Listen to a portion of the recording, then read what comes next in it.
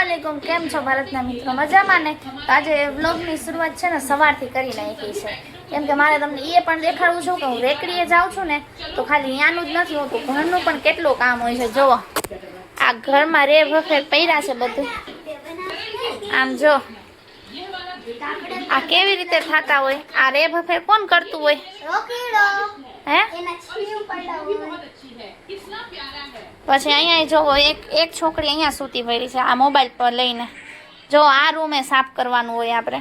ઓય આ એસી ચાલુ છે, જો સવારની એસી ચાલુ છે। બિલ કોણ ભરશે? હે તો તમે જોઈ શકો છો કેટલું બધું ઘરનું પણ કામ હોય બરોબર। અને આપણે રેકડીની તૈયારી પણ કરવાની હોય। અહીંયા બધું વેજીટેબલ લેવું, બારે લેવાની વસ્તુ, ઘરનું કામ, એટલે એક લેડીઝ જ કરી શકે, જેન્ટ્સ થી ના થાય। જેન્ટ્સ ખાલી પૈસા કમાવા બારે જઈ શકે તો તરફૂચ કેટલું છે તો ગરમી તો થાય। અને પ્લસ ભાઈ વસ્તુ કે મારે છે ને અત્યારે હું બારે નીકળી જ ન શકું ઓસરીમાં, કેમ કે આટલે લગી તડકું આવતું હોય અને રૂ એટલી લાગતી હોય। અને જામનગરમાં વરસાદ આવવાનું નામ જ નથી લેતો। અહીંયા તો ફૂલ તડકો આવે, એવું લાગે કે મેગી છે ને આપણે બનાવી નાખીએ એ બાકી જાય। હજી તો જમવાનું બનાવવાનું હોય બાકી છે। તો ચાલો ફટાફટ આપણે આ કરી લઈ। રાતે સૂતા સૂતા ભારતના મિત્રો 2 થી 3 વાગી જ જાય।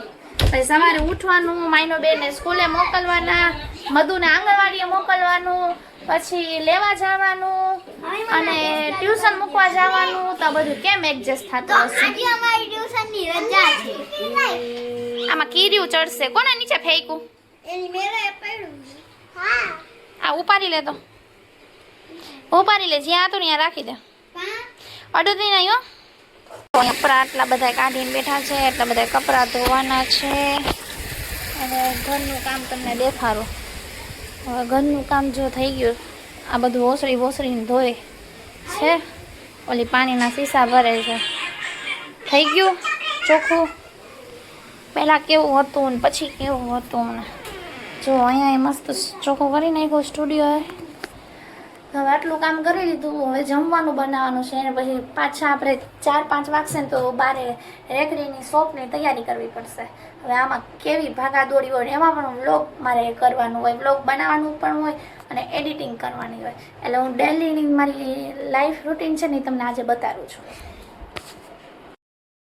મિત્રો અમારી સવારે નીકળી ગઈ છે શોપ ઉપર જવા માટે।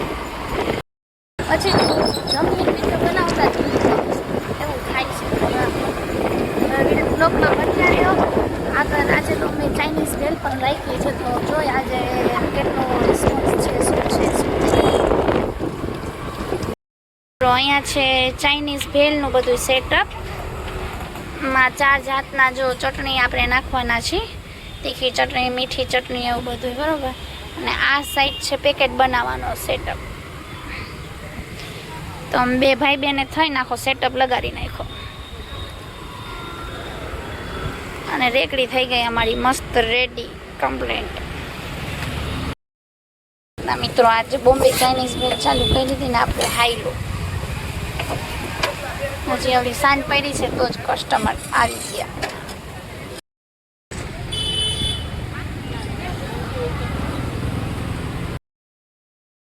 ચાલુ થઈ ગયું તો ભારતના મિત્રો પાછી અહીંયા શોપ ઉપર લપ થઈ ગઈ છે। હવે આખી મેટર શું છે ને તમને ઘરે જઈને કહીશ।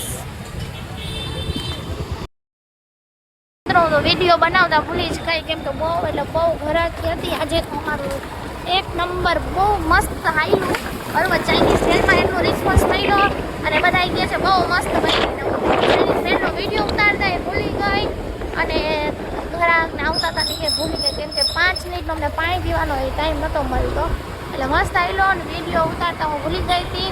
અને જ્યાં અમે બિઝનેસ કરી છે ત્યાં લોકોની એટલી દાદાગીરી હાલે છે ને, મતલબ વ્યવસ્થિત માણસો છે, પૈસાવાળા માણસો છે, કાંઈ ગમી કાંઈ નથી, તો એટલી અડધો પટ્ટો રોકીને બેઠા પડ્યા છે બરાબર।